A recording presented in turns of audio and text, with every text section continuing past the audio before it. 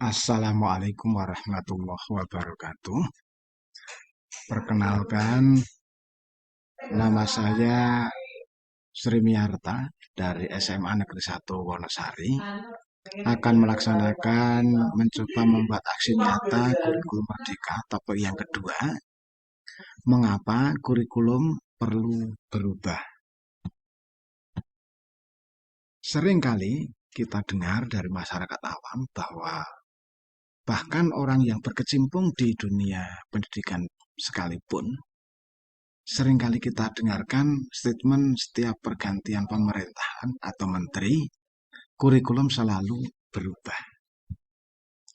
Betulkah statement tersebut? Mari coba kita akan jawab. Untuk menjawab itu, kami mencoba memahami video dari latihan mandiri, kurikulum merdeka topik 2, dan mencoba menyebarluaskannya sesuai pemahaman kami sebagai berikut. Kita awali dengan pengertian apa itu kurikulum dulu. Yakni kurikulum adalah pedoman atau penuntun dalam penyelenggaraan pendidikan untuk mencapai tujuan tertentu.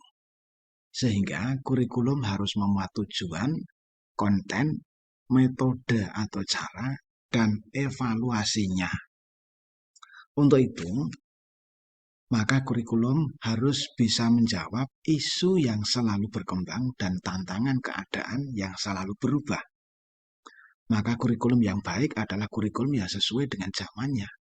Sehingga kurikulum harus selalu dinamis sesuai karakter murid. Sebagai misal, ketika masa tahun 1900-an, siswa berbeda sekali dengan siswa yang saat ini kita hadapi. Dari pola pikir, peradaban, kecanggihan teknologi, budaya, dan lain-lain. Perbedaan ini tidak serta-merta, namun tahap demi tahap. Maka pedoman atau penuntun yang kita gunakan juga harus mengikuti tahapan itu. Jika ini tidak dilakukan, maka maksud diselenggarakannya pendidikan tidak akan bisa nyambung atau tercapai, yakni untuk menuntun segala kekuatan kodrat yang ada pada anak agar mereka dapat mencapai keselamatan dan kebahagiaan yang setinggi-tingginya. Ini dari Ki Hajar Dewantara. Nah, ternyata kalau kita ilustrasikan, mungkin kurikulum bisa kita buat seperti moda transportasi berikut. Yang pertama, ada barang dan ada gudang. Maksudnya apa? Barang ini yang nanti kita hubungkan dengan konten dari kurikulum tadi, gudang untuk penyimpanan, ini sebagai tujuan akhirnya.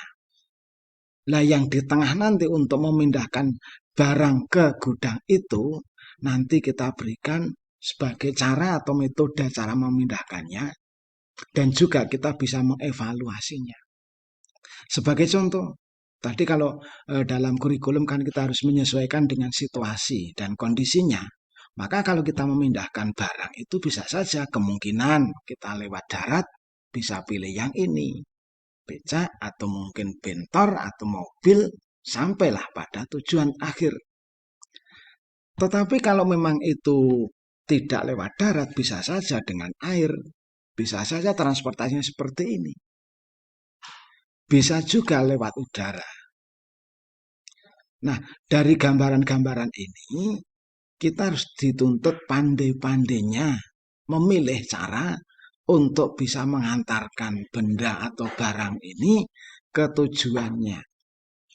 Sebagai misal, kita bisa memilih di darat. Darat saja saya berikan ada 3 gambaran itu, kita harus mengevaluasi. Yang nanti kalau kita mengantarkan barang, misalkan terlalu berat, kalau pakai becak ya sampai pada tujuan.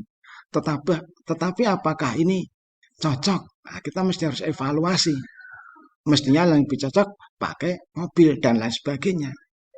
Inilah gambaran maka kurikulum kalau kita ilustrasikan dengan transportasi rasanya juga nyambung.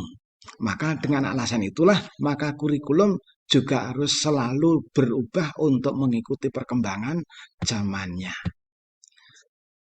Demikian yang bisa saya sampaikan, mudah-mudahan ada manfaatnya untuk kita semuanya. Assalamualaikum warahmatullahi wabarakatuh.